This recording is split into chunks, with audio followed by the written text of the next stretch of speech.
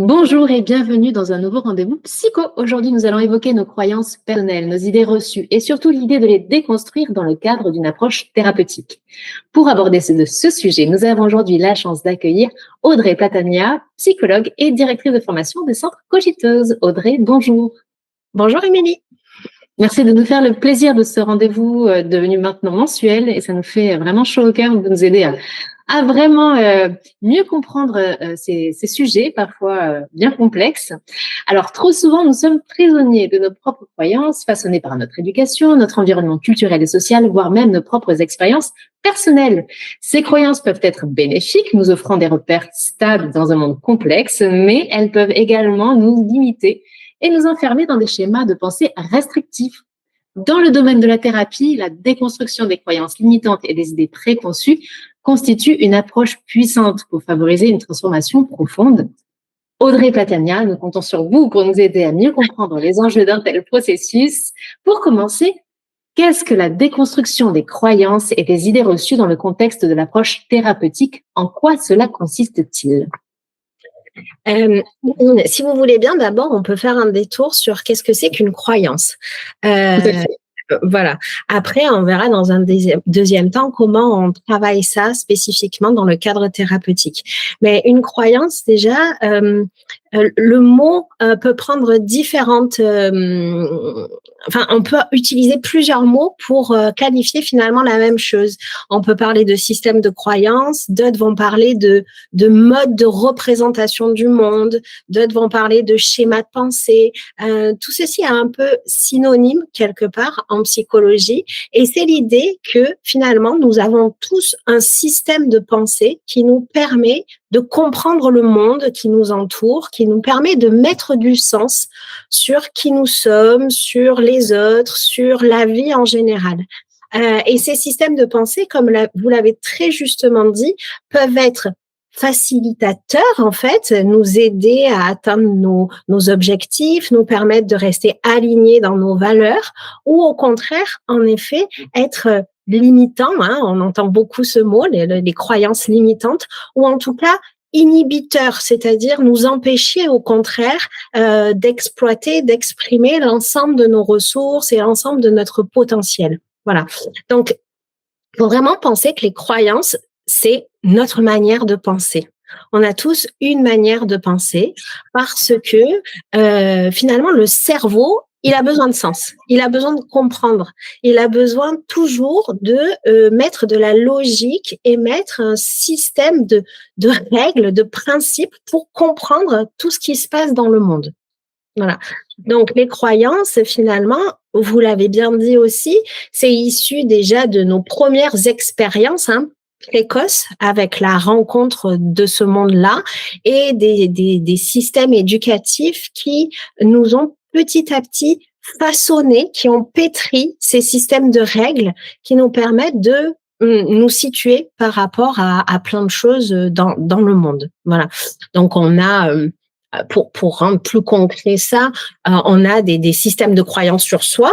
Je suis nulle, je suis pas intelligent, de toute façon je vais pas y arriver, je suis toujours à côté de la plaque, ou au contraire, je suis beau, je suis belle, je suis irrésistible, moi je suis intelligent, je suis supérieure aux autres. Enfin, tous des systèmes de croyances qui façonnent notre rapport à nous-mêmes et finalement qui façonnent un peu notre identité, ce que l'on pense de soi. On a tout un système de croyances par rapport au système de pensée par rapport aux autres. Est-ce que les autres sont plutôt pour moi un soutien? Oui, je peux avoir confiance dans les autres. Il y aura toujours quelqu'un pour m'aider, pour me soutenir. Je peux faire confiance aux autres.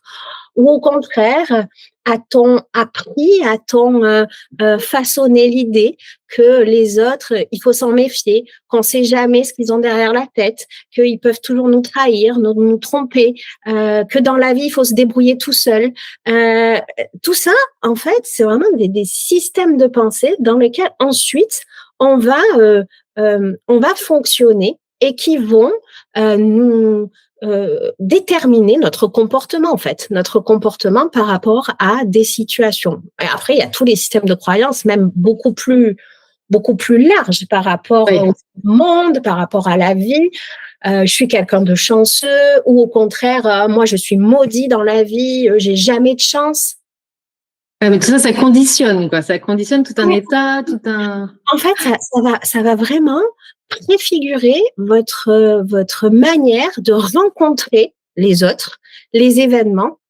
Et ce qui est assez magique, en fait, dans ce système de croyance, c'est que votre manière, ça va déterminer votre posture intérieure dans la rencontre avec les autres et avec le monde.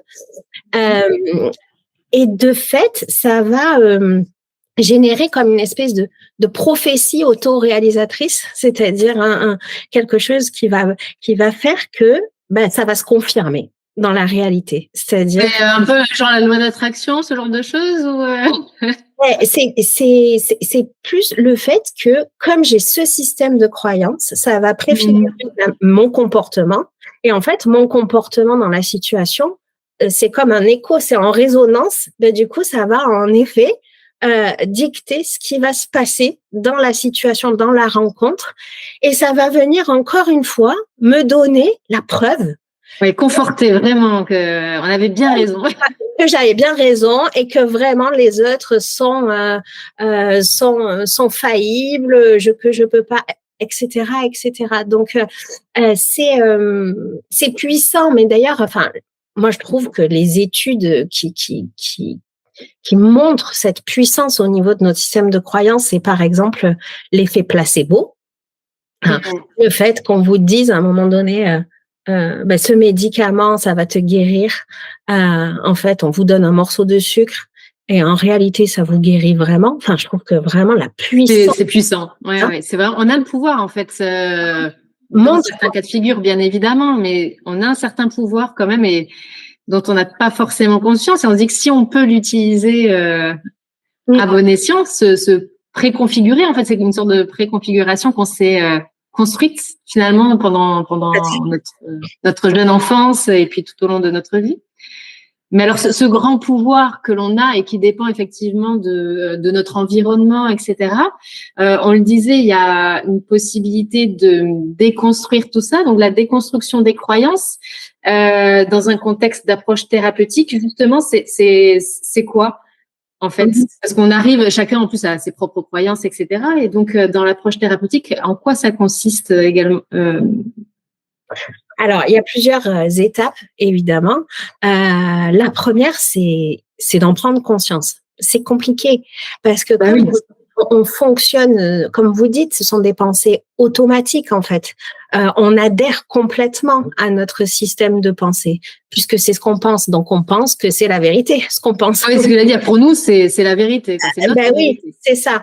Donc, il y a vraiment cette étape d'abord de prendre conscience à quel point nous sommes enfermés, nous sommes façonnés dans notre regard par notre subjectivité, par ce filtre qui va colorer la réalité d'une certaine manière, qui va nous faire interpréter les choses d'une certaine manière. Et ça, c'est un pas qui est énorme déjà en thérapie. Vous voyez, thérapie ACT parle de défusionner avec ses pensées. J'aime bien ce terme-là parce que on sent bien la force et la puissance avec laquelle on est piégé par notre propre cerveau et que la première étape va être de ah oui, d'accord. Alors, ok, il y a ce que je pense, mais en fait, les pensées ne sont pas des faits. Il y a les faits et il y a après la manière dont je pense les faits. Et de fait, je peux regarder les mêmes faits sous différents angles. Et cette prise de conscience, elle est déjà énorme. Elle passe par évidemment le fait de créer une alliance thérapeutique, de sécuriser le patient, et puis de lui apporter des connaissances sur le plan de la psychologie, ce qu'on appelle l'étape psychopédagogique, c'est-à-dire d'expliquer au patient ce que je suis un peu en train de vous expliquer, en fait, vraiment de lui donner les clés de compréhension de tout ça. Et puis de revenir avec lui sur, en effet, son histoire de vie, les schémas précoces, adaptés ou inadaptés qu'il a eu, hein, pour lui permettre de comprendre comment tout ce filtre-là chez lui s'est construit. Pourquoi, quand il se passe ça, lui, il voit ça, il ressent ça. Pourquoi quelqu'un d'autre ne ressent pas pareil, ne voit pas la même chose. Enfin, donc c'est vraiment une espèce d'intrication entre revenir sur sa propre histoire et l'éclairer de connaissances psychologiques pour l'aider à être un peu comme dans son propre laboratoire intérieur, de s'observer penser, de ce qu'on appelle en psychologie la métapensée, vraiment de l'aider petit à petit à prendre du recul pour observer son propre laboratoire à penser, quelque part. Oui, c'est très intéressant, effectivement. Et puis, il faut comprendre, j'imagine, donc effectivement, l'approche thérapeutique, l'idée, c'est de déconstruire des croyances, mais pas d'en apporter des nouvelles, mais de donner des clés pour justement élargir ce prisme et se dire, là, j'ai réagi comme ça, mais si je prends un petit peu une photo de loin, je peux peut-être aller chercher d'autres méthodes de fonctionnement. Est-ce que c'est pas aussi dans ce cas de figure, quand on a ces croyances limitantes, en tout cas ces idées reçues, qu'on a tendance à reproduire, j'imagine, les mêmes schémas du fait qu'on fonctionne systématiquement de la même façon et du coup, l'histoire se répète. C'est un petit peu ça. Complètement. Et en fait, ce dont on est en train de parler, c'est vraiment le cœur de la psychothérapie. C'est-à-dire que moi, je trouve ça assez génial dans le sens où vous prenez n'importe quelle approche, vous prenez les thérapies cognitives comportementales, vous prenez les thérapies ACT, qui sont la 3e vague des TCC, vous prenez la thérapie des schémas, vous prenez... Finalement, c'est le moteur, c'est le cœur de la psychothérapie. Après, l'approche est différente, les outils sont différents, mais faire une thérapie, j'aime bien ce terme que c'est le thérapeute, c'est un artisan de votre subjectivité. C'est-à-dire qu'il est là, justement, pour vous apporter, alors, au-delà du terme de déconstruction qui je trouve un peu violent. Oui, c'est vrai. On ne détruit pas. Non, on détruit pas, on flexibilise. Moi, j'aime beaucoup ce terme-là. Je trouve qu'il est plus raccord avec ce qui se passe vraiment en thérapie. C'est-à-dire qu'on cherche à assouplir les choses, à flexibiliser pour que la personne, petite ou grande, puisse avoir une forme de souplesse dans sa capacité à regarder le monde et à se regarder, qui soit moins en pilotage automatique, en adhérence à des croyances, moins rigide, moins strict. Oui, et moins piégé. En fait, je trouve que c'est vraiment ça, c'est que on est piégé par tout ce formatage au niveau de notre cerveau qui va nous, comme vous l'avez dit, entraîner et réentraîner à répéter toujours la même chose. Et cette flexibilité, c'est quelque part un peu redevenir libre. C'est quelque part retrouver cette liberté de choisir comment regarder la vie, comment se regarder et se détacher complètement de ce façonnage de départ. Vous voyez ? Oui, tout à fait. Alors, donc j'ai abordé ce principe donc de schéma qui se répète, mais quels sont, et peut-être qu'il y en a d'autres, les signes révélateurs qu'une personne peut avoir des croyances limitantes ou des idées préconçues et qui entravent son bien-être, qu'il soit émotionnel ou son épanouissement personnel. Est-ce qu'il y a d'autres petits signes comme ça ou qui sont peut-être assez systématiques et où là on peut se dire tiens, j'ai peut-être quelque chose sur lequel je peux travailler là. Est-ce qu'il y a d'autres petits signaux comme ça qui peuvent mettre la puce à l'oreille?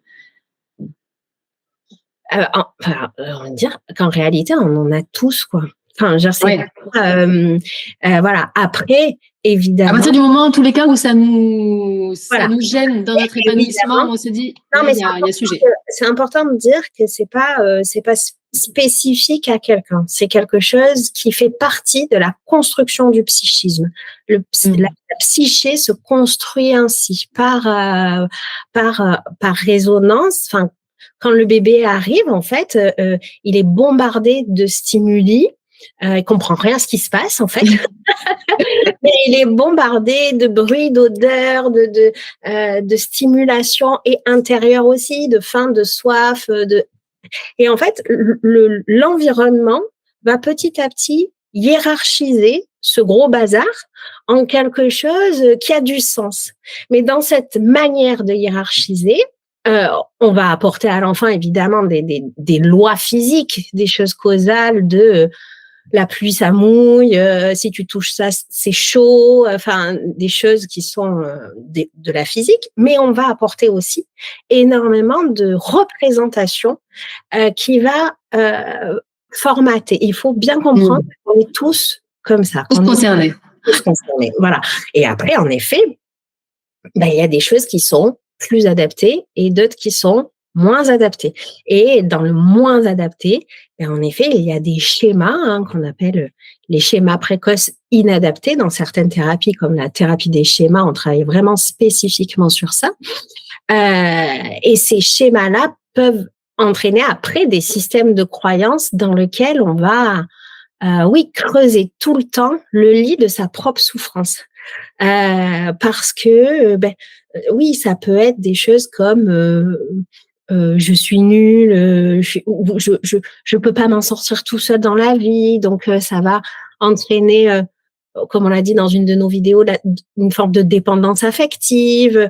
On peut avoir aussi des systèmes de croyances limitantes sur le couple, par exemple. Le couple, c'est une prison parce que on a observé nos parents fonctionner ainsi, et du coup, on va répéter aussi.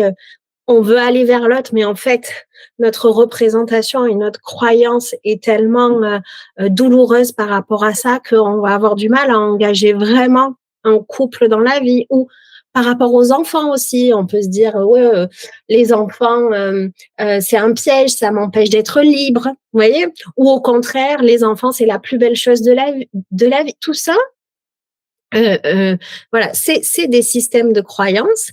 Et quand on sent que on répète toujours la même chose et qu'il y a une espèce de conflit interne à l'intérieur de nous entre ce que j'ai envie, mes valeurs, et j'arrive pas à le mettre. Voilà. C'est qu'il y a quelque chose, en effet, à aller interroger au niveau de ces systèmes représentationnels, au niveau de ces croyances. Ok. Vous abordiez tout à l'heure plusieurs thérapies. Est-ce que justement il y a des thérapies à privilégier par rapport à cette déconstruction de croyances? Alors, comme je vous ai dit, je pense vraiment que c'est le cœur de toute thérapie, en tout cas de toute thérapie un peu moderne aujourd'hui, qui prennent en considération tout ça. Il y a tout en fait. Enfin, moi, je suis plutôt intégrative, donc je vais être assez ouverte à pas mal d'approches thérapeutiques. Mais il y a la thérapie des schémas, la thérapie TCC, la thérapie ACT. Il y a pas mal de thérapies aujourd'hui qui proposent de travailler sur les différentes dimensions d'une croyance. Cognitive, relationnelle, émotionnelle. Voilà, il faut travailler finalement sur les différentes formes pour amener cette flexibilité. D'accord.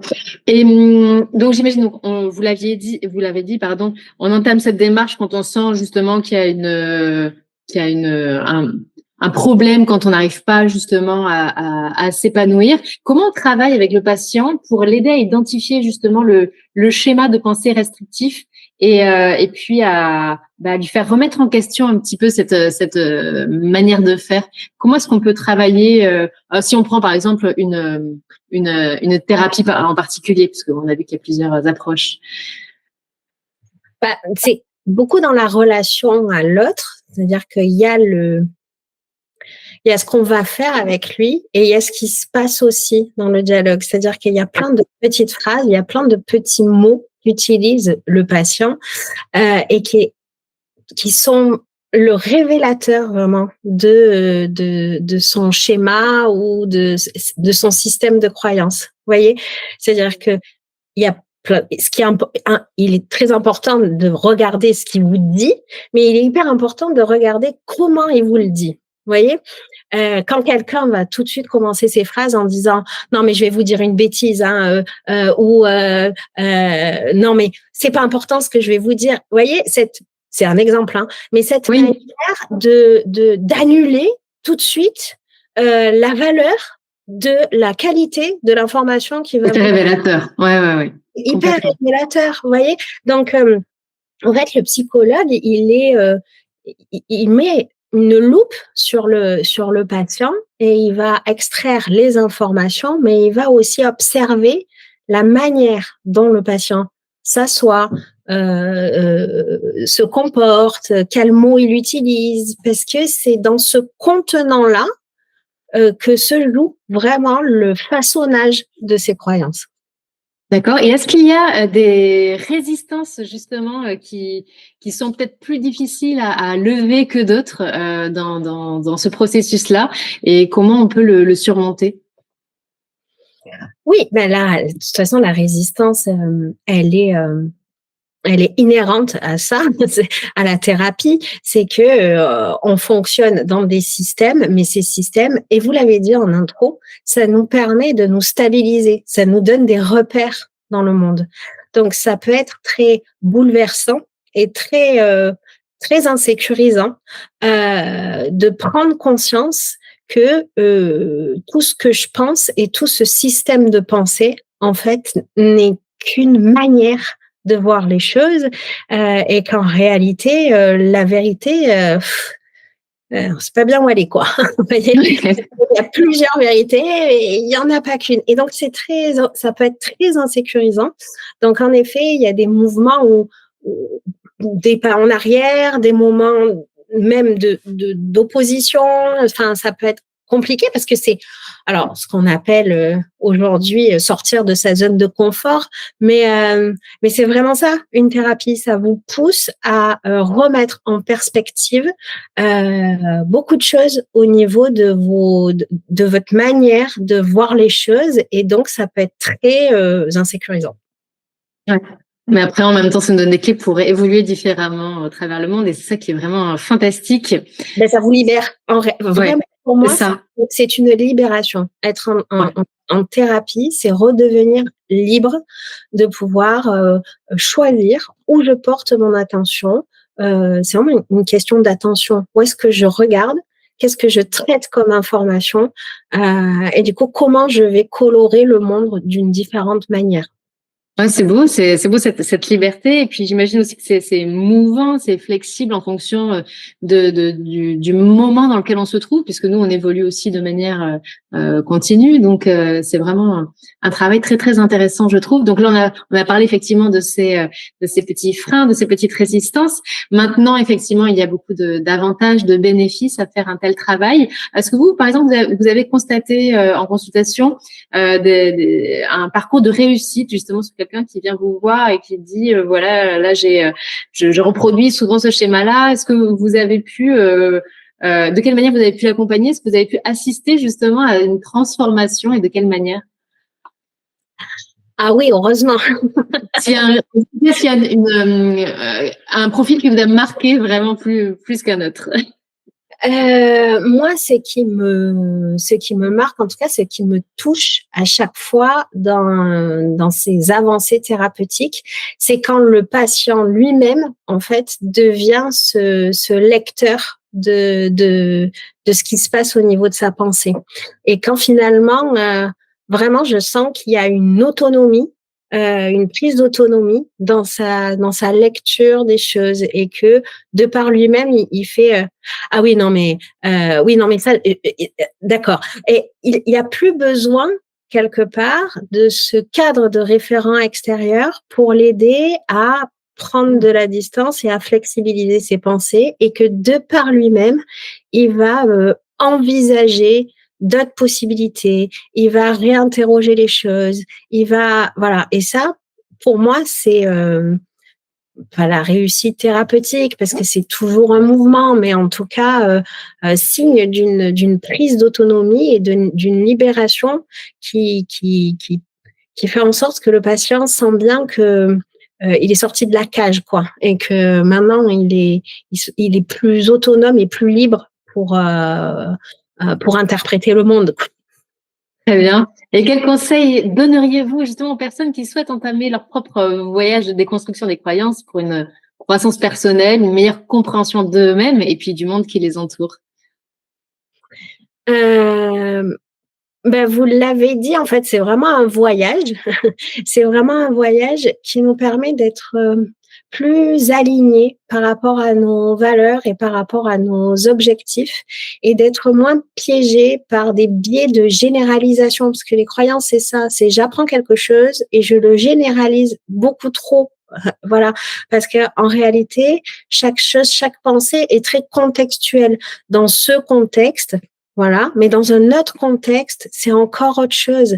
Donc, c'est un voyage qui me permet d'aller explorer le monde avec un regard toujours nouveau, sans être parasité dans l'anticipation de ce qui va se passer, dans le plaquage de mes représentations, mais comme finalement vraiment comme un enfant qui découvre les choses avec un regard toujours toujours nouveau et prêt à accueillir ce qui se passe sans être tout le temps dans l'anticipation des choses, dans la programmation, dans la rumination du passé. C'est quelque part se situer beaucoup plus dans le moment présent, dans l'accueil du moment présent, sans être dans un formatage et des anticipations qui vont m'empêcher de le vivre réellement, quoi. Ouais, où tout est plié d'avance et hop. Ouais, c'est ça. D'accord. Et en dehors des thérapies, peut-être déjà, est-ce qu'il existe des petits exercices à faire, des pratiques à recommander pour justement comment dire, quitter ces idées reçues de manière autonome? Est-ce qu'il y a des petits exercices à pratiquer au quotidien? Moi, je trouve que ce qui est intéressant, c'est de s'intéresser à cette petite voix qu'on a à l'intérieur de soi constamment et de s'intéresser à quels mots elle utilise, ce qu'elle nous dit, et de prendre cette petite voix non pas au pied de la lettre et comme quelque chose qui est la vérité, mais de se regarder penser, de s'observer penser à travers cette petite voix-là. Quel mot elle utilise là? Est-ce qu'elle vous dit oui, c'est bon là, tu as dit ce qu'il fallait ou oh là là, mais non, mais tu vas pas réussir à répondre à la question d'Émilie ou enfin, qu'est-ce qu'elle dit cette petite voix à l'intérieur qui va justement préfigurer, préformater votre posture intérieure, vos émotions et le comportement que vous allez avoir dans la situation. Dans la thérapie ACT, on parle de pensée hameçon, c'est-à-dire ces pensées automatiques qui vont, comme le poisson, vous attraper et faire que ensuite les choses vont se répéter. Donc, je trouve que ça, vraiment, on peut le faire d'une manière très quotidienne et naturelle. De bâillonner la petite voix quand elle nous embête un petit peu, qu'elle nous restreint. Alors voilà, on la bâillonne pas en fait, parce que sinon on est dans la lutte. C'est-à-dire que vraiment, ce travail-là, c'est pas de la déconstruction, c'est pas de la lutte où vous allez aller à déconstruire vos croyances, mais au contraire, accueillir et prendre conscience que c'est là. Accepter que ce soit là. Une fois qu'on accepte les choses, en fait, ça lâche l'emprise. Ça permet de plus être en pilotage automatique, mais voilà, de pouvoir observer ça. Et de fait, ça va ouvrir le champ à d'autres possibles. Mais surtout, ça marche pas du tout quand vous êtes dans le combat ou dans la lutte. Si vous dites ah non non non non, je dois pas penser ça, il faut absolument pas que je pense ça, il faut que je pense que ça va marcher, il faut que je pense que ça va marcher. Non, c'est pas par le combat et par la lutte que ça pourra se faire. C'est vraiment par d'abord une profonde acceptation de ce que vous vivez, observation de ce que vous vivez, et du coup là, vous lâchez l'emprise, vous réouvrez l'espace à d'autres choses. Ouais, c'est-à-dire, tiens, si j'allais voir par là, peut-être que je peux m'autoriser à aller voir par là et pour un petit oui, peu. c'est-à-dire, ok, cette voix, elle est là, mais c'est qu'une voix. Je la bâillonne pas. Elle est là, ok. Je t'entends, ma voix. Je t'entends là. Je sais, je sais que c'est là, que tu es là. Bon, vous voyez, sans être dans je te bâillonne, je dois pas le faire, voilà. Je t'entends, mais je suis libre d'en faire ce que je veux. Exactement, voilà, c'est juste, tout à fait. Reprendre voilà ce mot qui est ressorti à plusieurs reprises dans le cadre de cette entrevue. Donc c'est un sujet passionnant effectivement pour reprendre un petit peu de sa liberté en remettant en question justement les convictions qu'on a. Donc on ouvre la porte, on l'a vu, à de nouvelles perspectives, à la meilleure compréhension de nous-mêmes, et à des possibilités de croissance et de changement. Alors si on ressent des blocages, on l'a dit, si on sent qu'il y a des petits schémas comme ça qui se répètent et que ça nuit à notre épanouissement, il ne faut pas hésiter à se rapprocher d'un professionnel. On l'a vu, il y a plusieurs types de thérapies avec des exercices aussi très concrets. Et puis, encore une fois, il y a tout à y gagner. Audrey Patania, comment faire pour vous consulter?